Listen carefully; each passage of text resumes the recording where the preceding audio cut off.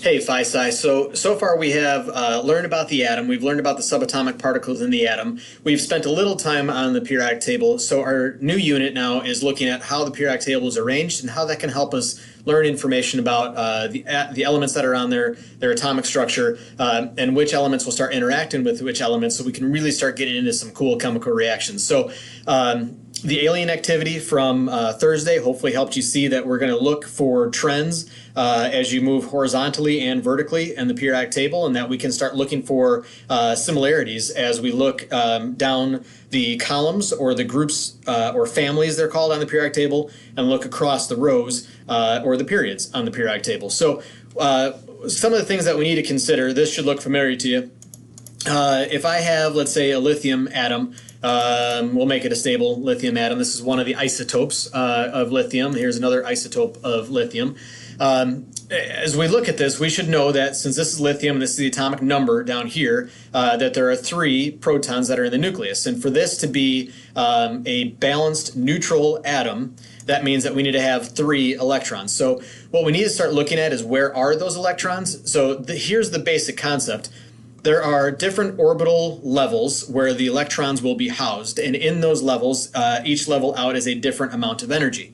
The very innermost level, that's right here, can have 2 electrons in it. Once that has 2, then it's full. So at that point in time, the electrons jump out to the next energy level. And so from there, you have 1, 2 on the inside, and then you have third, and now we have 1, 2, 3 electrons, negative charges. We have 3 protons. We have a charge of 0.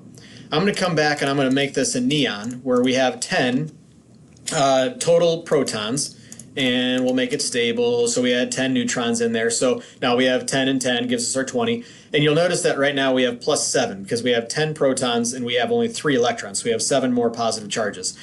As I continue to add electrons, you'll notice that they fill that ring. And once there's 8 on this ring, then that ring is full. And we would go to a third ring if the simulation would let us do that, and we would get up to 8 there. So one thing you need to understand is that you can have 2 on the first ring, 8 on the next ring, and then 8 on the third ring, and then it gets a little more complicated from there, but it follows that general rule. Atoms want to have either this ring of 2 and have those 2 and be set, or have this outer ring have 8, or the next ring have 8. They try to get to that level. It's known as the octet for 8 rule, and so that's now the next thing that we're going to be looking at. So on the periodic table itself, all of these elements that you have, and this is on yours, will have a configuration like this. And what I want you to look at is this area here as I move from atom to atom. But we look at hydrogen. Hydrogen has 1 proton, the atomic number 1, and you notice it's got the number 1 in the right-hand corner. That tells us that it has 1 electron. So I come over to helium, 2 protons, 2 electrons, that's it. Now, as I come down here to lithium, you'll notice that lithium has 3 protons, so it has 3 total electrons, 2 in that first energy level, 1 in the second energy level. Beryllium then is 4, so it's got 2 and 2.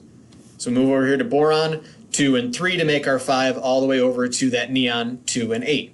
Once we jump down to sodium, we now have 3 energy levels, and we have 2 in the first, 8 in the second. Now it's filled up. We have 11 total protons, so 11 total electrons, so we have 1 in the third. Magnesium has 2 in the third. Aluminum has 3 in the third, 4 in the third, 5 in the third, until we get to 8 in the third. When we come down to potassium, now it's got 19, so we have 19 electrons, so 2, 8, 8, 1. It just keeps going that way.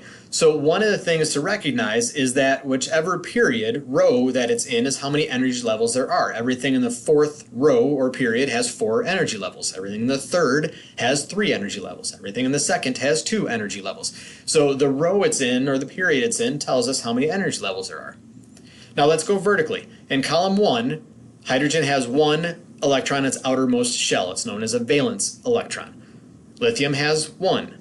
Sodium has 1. Potassium has 1. Rubidium has 1. All the way down, the first column has 1 periodic or 1 valence electron in the first family or group.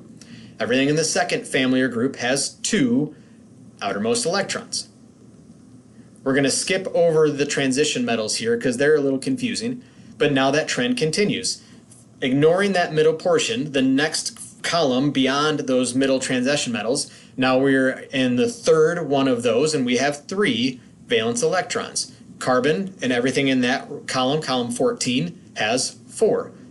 Everything in the 5th column over, nitrogen column, has 5. Everything in the 6th column over has 6, 7, and 8.